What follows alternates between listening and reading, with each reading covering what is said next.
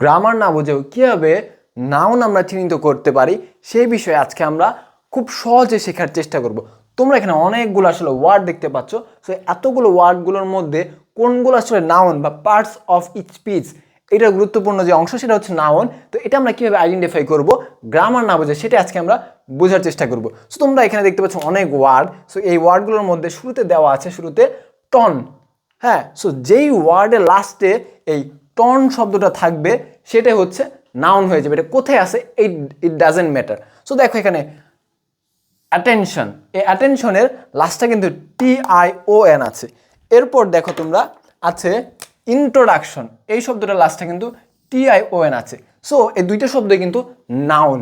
তাহলে আমরা কি পাইলাম, কোন শব্দের লাস্টে যদি TION থাকে এইটা হবে নাউন। কোথায় আছে কি আছে কিচ্ছু বোঝার দরকার নাই। এরপর দেখো SION, সেমভাবে দেখো ভীষণ একটা শব্দ, এই শব্দের শেষে SION আছে, সো এইটাও নাউন।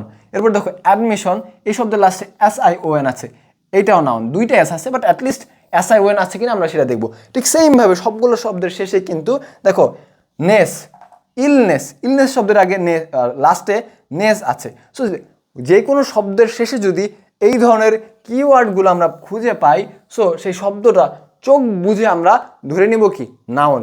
এবং এটা তুমি যেই ক্লাসে পড়ো না কেন কিংবা অ্যাডমিশনের ক্ষেত্রে এটা মোস্ট ইম্পর্ট্যান্ট একটা জিনিস, যে নাউন আইডেন্টিফাই করা। So I guess parts of speech এর ক্ষেত্রে শব্দ দেখে তোমরা এখন থেকে নাউন নাকি অন্য পার্টস অফ স্পিচ সেটা তোমরা বুঝতে পারবে।